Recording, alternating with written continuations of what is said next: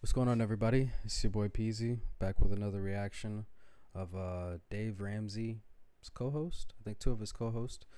They are reacting to a video of Ochocinco talking about how he saves 83% of his salary. Something we all need to take note of.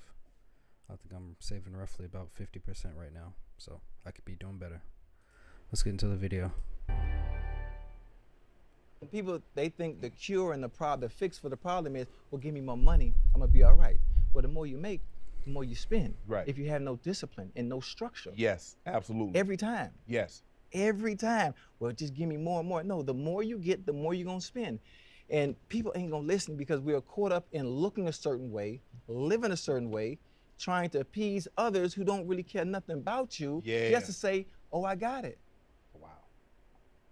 I got it too, and I had it for almost 30 years. I done saved, what, 83% of my salary. I don't need validation from nobody on the outside. That's another downfall. In society, we always need validation and acceptance from others. Don't try to live a lifestyle that you know you can't afford. Right. You can't do that.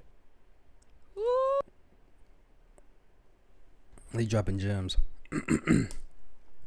One thing I see with so many people around me, so many people in general, they live beyond their means and then they have to figure it out once they've spent everything. Some people call it having too much month after the money's gone, something like that. But yeah, I mean, that living beyond your means catches up to you very quickly.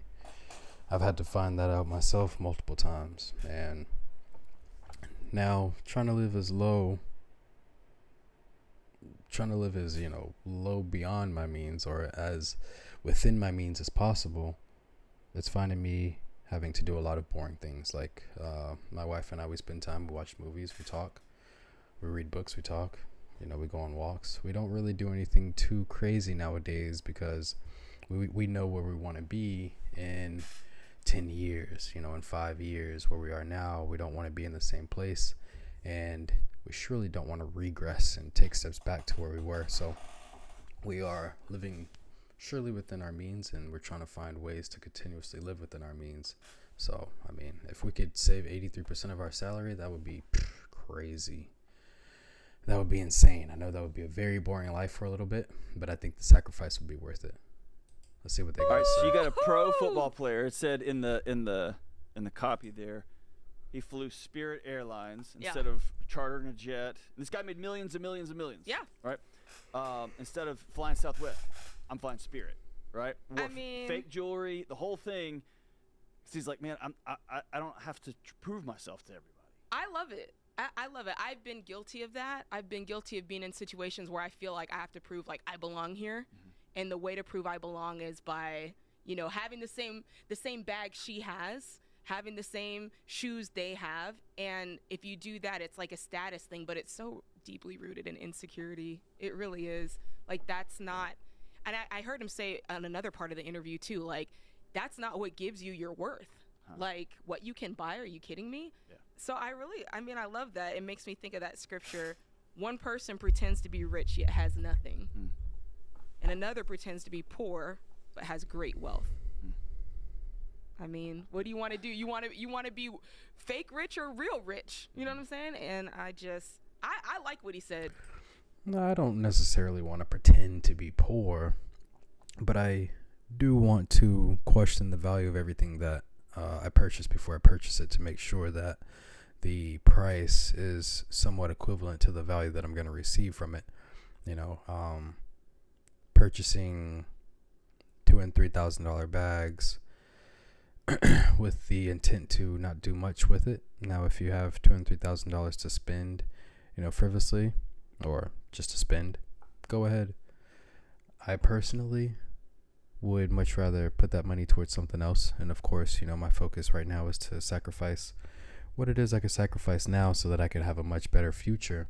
And if that means, to have to carry things versus having a bag that I don't necessarily need, then that's probably what I'm going to do for some time until it becomes to a point to where I am losing time by carrying these things. And if I could purchase a bag that's less than $2,000 that serves the same purpose, I'm more than likely going to do so.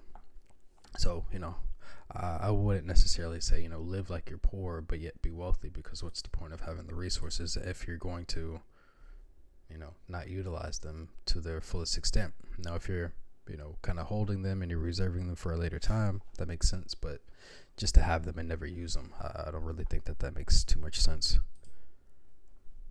This show is a lot about like exact ratios and what's the exact percentage before I do this, and the ratio before I do this and this. Yeah. And so I don't want to get caught up in the numbers here, but saving 80% of his income. Yes, he's extreme. But he's also making millions and millions. Yeah. And I have been guilty of. I was about to say he's making millions. So I don't know what his contract was. Let's see. Actually, I don't even want to do that right now. But I don't know what his contract was, but he was probably making anywhere from 10 million to, shall I say, anywhere from 5 to 15 million. If he's saving 80% of that, he's spending, you know, $1 million a year. That's great money. I mean, so his 20% is not the same as someone who is making 100,000 a year and living off of 20%. His number is very big, so that his 20% or his 20% of the pie is a much different number than it may be for someone who's only making 6 figures, or someone who's not even, you know, who may still be in the 5-figure range. So that's why he's able to do it. Of course, he's able to, and he also has resources around him. He's able to exercise for free. You know, he was a part of a few organizations within the NFL, so they allow for them to exercise. I believe they have things for them to eat. So he had a lot of resources given to him that he wouldn't have to essentially pay for, like a person who doesn't have those things just readily available or given to them to ensure that they are in the best condition possible for the inevitable games that are going to come up. He was exactly right. Yeah. I've spent my entire career thinking, well, if I just made some more money, then fill in the blank. And what ends up happening is my house has gotten a little bit bigger, my car's gotten a little bit nicer, and I realized a few jobs ago, this just never stops until I stop it. I gotta get off the train. The goalpost keeps moving every single time. See what I did there?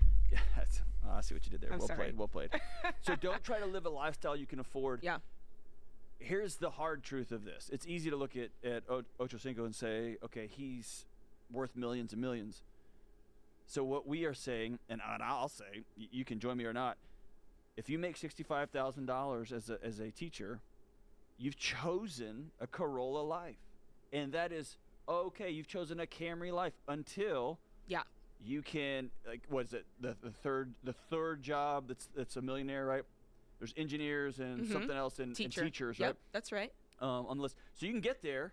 Absolutely. But you don't get to decide, well, I want to have an $80,000 Suburban, which is used, by the way. Right. When your take-home salary is $65,000, like, we have to live relative to the job we make instead of trying to live a lifestyle that we can't afford. I mean, I definitely think, for him, saving 83% of his income looks totally different than, like you said, a teacher, somebody who's making an average salary. See, it's not the same. I mean, I don't save 83% of my income. Are you kidding me? Like, either. I'd be wearing a cardboard box right now. So. Well, and I know there's teachers across the country that just rolled their eyes when I said, "What you paying them, Dave? They acting like they getting paid pennies. What they making over there? They got to be making something decent. They bringing in 275K views."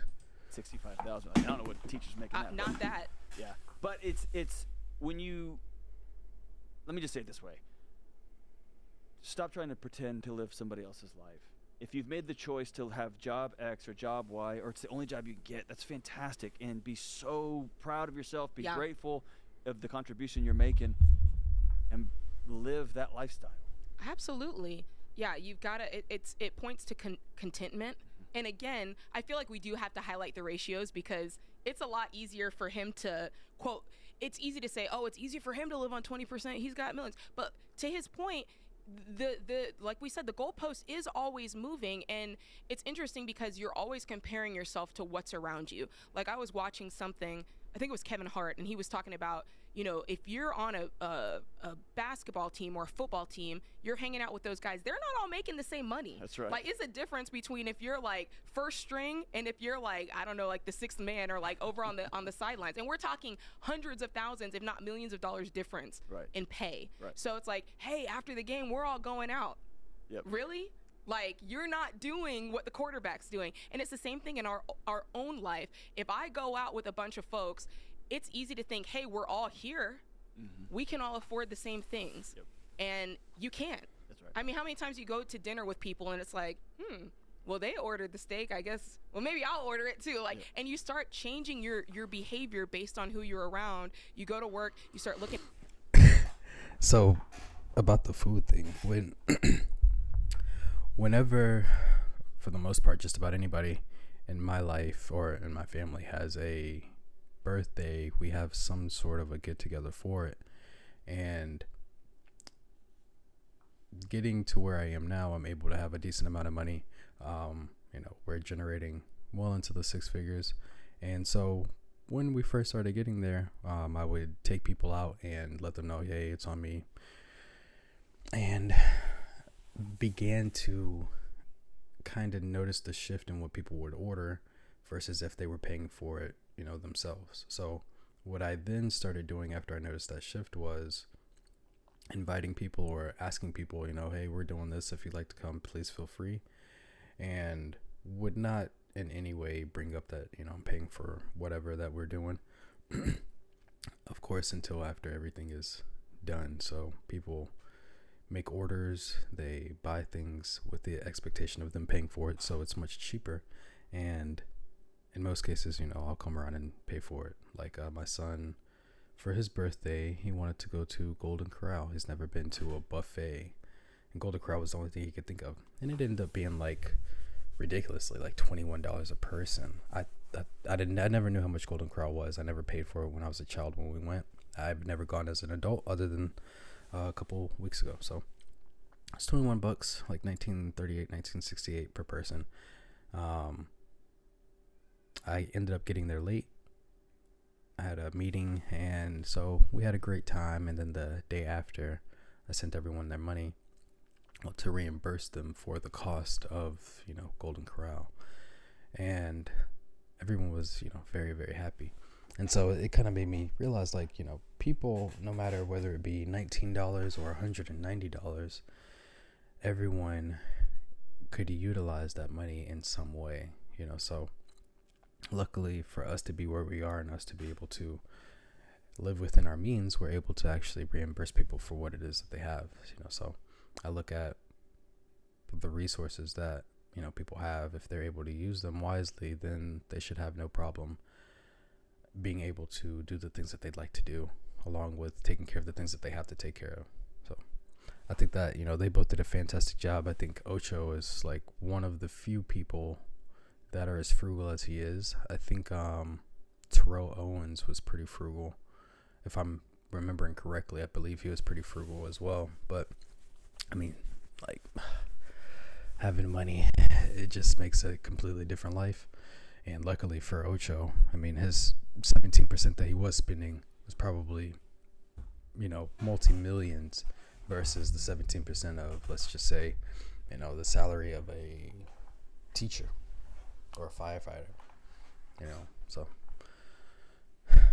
don't spend all your money, save some of it. Money will save you one day if you save it. We out of here.